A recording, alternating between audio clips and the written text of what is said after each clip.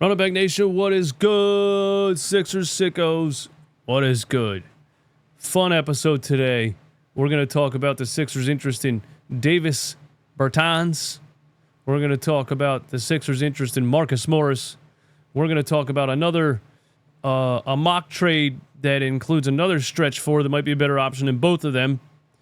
And then we're going to talk about Steve Kerr, Team USA, Joel Embiid getting a DNP against South Sudan, and how Steve Kerr is a soft, pathetic, embarrassing yes man. Okay? So yeah, let's get into it, man. Give me 1 million likes on the video. Let's go.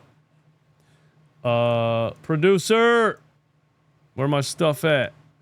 Here we go. The Sixers are interested in signing Davis Bertans with their veteran minimum contract per our boy, the most legendary reporter of all time, Keith Pompey. According to sources, the 6'10 sharpshooter Davis Bertans is another player they're interested in acquiring. Okay, let me talk about this for a second. Number one, Davis Bertans stinks. Stinks, bruh. This guy sucks. There is absolutely zero reason the Philadelphia 76ers right now, with the way the roster is constructed right now, should be interested in Davis Bertans. Davis Bertans is not good, okay? He's completely washed. He's hurt all the time.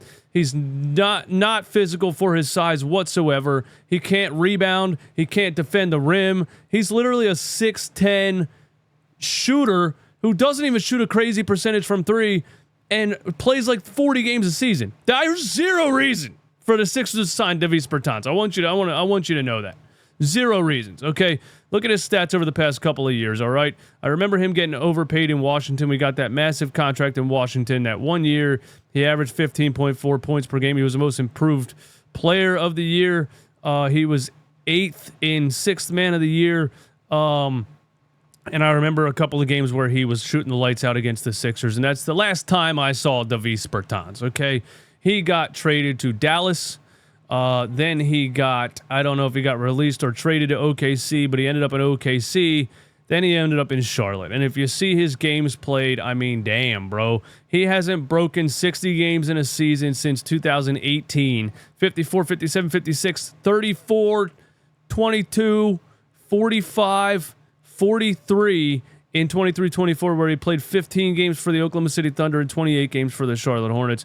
He can't rebound. He can't defend. He can't do much of anything at 6'10". The only thing he can do is catch and shoot threes, and his three-point percentage isn't even that good. If he was like 41, 42 consistently, okay, but like 36, 31 in 34 games, 36. This reeks of a typical Sixers signing where the player comes here and absolutely stinks up the joint, okay?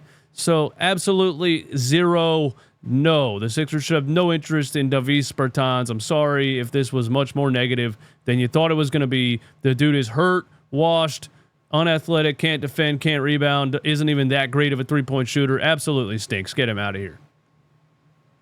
There's my take on Davis Bertans. Okay, let's move on. Marcus Morris Sr. on a potential Sixers return, man. You know the boy Marcus Morris, Philly native, loved playing in Philly, at least for half of last season. And he said, being home, I just felt so free. I felt so much love. So it's like, yeah, man, I would definitely entertain coming back. I just hope we can get something going, hopefully. No love lost if we can't. So, you know, I like what Marcus Morris brought to the team last year as far as just a veteran guy who's a hard worker, has heart, works like a dog on the court, and still has a lot of like offensive ability, shot creation type of stuff. Even especially last year when the Sixers really still lacked a lot of guys that could get their own shot. 65-year-old Marcus Morris Sr. was out there giving buckets, you know, and I loved it.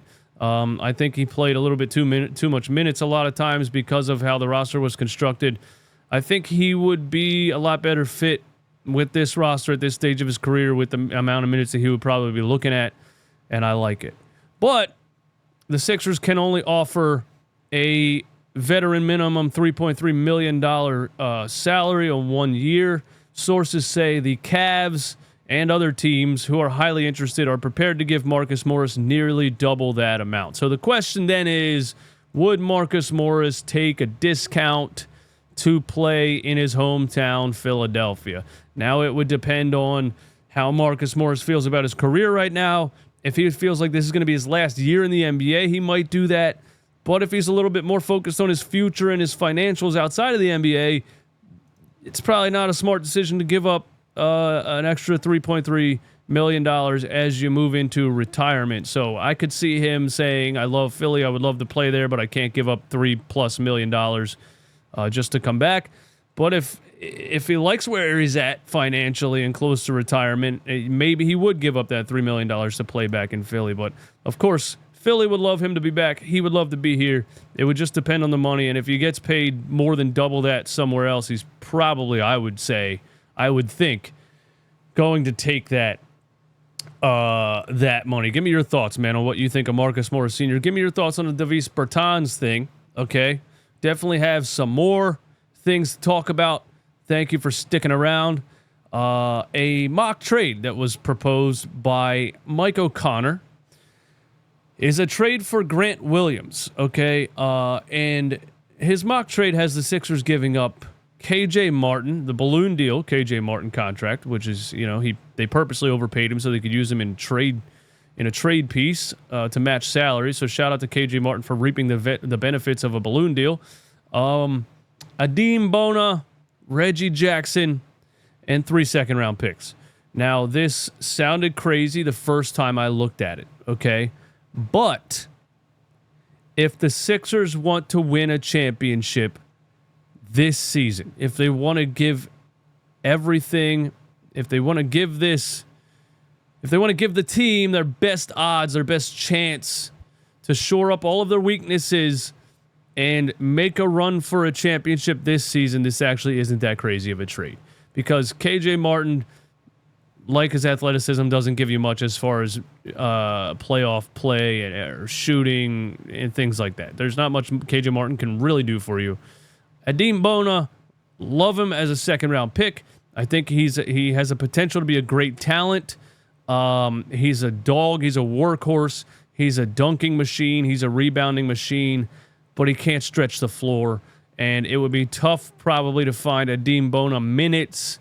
It's probably going to be tough to find Adeem Bona minutes in general on this team because he can't stretch the floor for Embiid. And then when Embiid's off the floor, you have Andre Drummond, who also can't stretch the floor.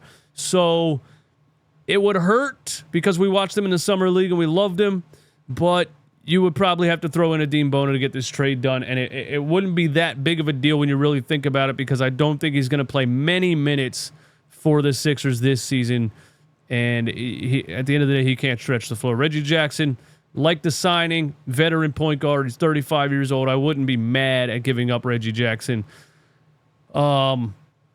And you would get Grant Williams. And Grant Williams would do two things for the Philadelphia 76ers. It would bring another hard-nosed defender to the team, another guy that you can plug and play pretty much anywhere because he can catch and shoot.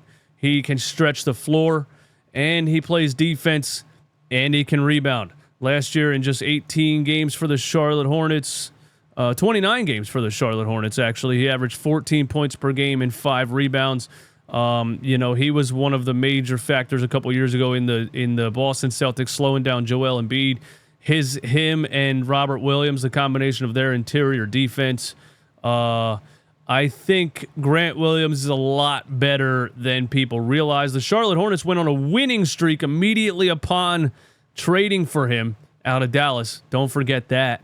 So while this seems like a lot to give up for Grant Williams, I think Grant Williams would probably be the piece that really shores up all of the things that we're talking about with the Philadelphia 76ers. They need a power forward, but they need a power forward who could stretch the floor. They need dogs. They need rebounders. That's Grant Williams. And that's Grant Williams. You know what I mean? And I think, honestly, the more I look at this, the more I would take this trade. Call me crazy. But yeah, give me your thoughts on that. One more thing we got to talk about. Thanks for being here. Thanks for hanging out. Joel Embiid got a DNP against South Sudan yesterday. All right. Steve Kerr said Joel Embiid received a DNP against South Sudan because USA wanted to better match up with their team speed. Steve Kerr then said he will start LeBron James, Steph Curry, Devin Booker, Jrue Holiday, and Joel Embiid versus Puerto Rico on Friday. But what really happened was Steve Kerr DNP'd Jason Tatum against Serbia, and he got backlash for it. And I'm slowly learning that Steve Kerr cannot handle backlash. And Steve Kerr is a yes man, and Steve Kerr is a people pleaser, and Steve Kerr can't think for himself and can't stand on business. So when Steve Kerr didn't play Jason Tatum, all of the backlash on the internet got to him. And he said immediately after that, I felt like an idiot not playing Jason Tatum. I felt whatever. So the very next game, he starts Jason Tatum. How do you go from DNP to starting?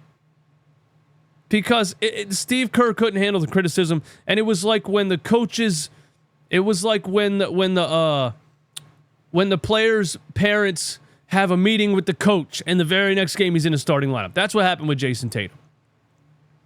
So he starts Jason Tatum, which doesn't make any sense.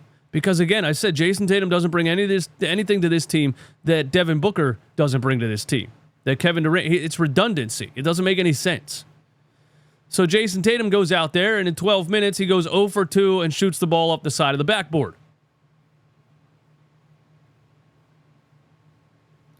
So now, Joel Embiid gets a DNP.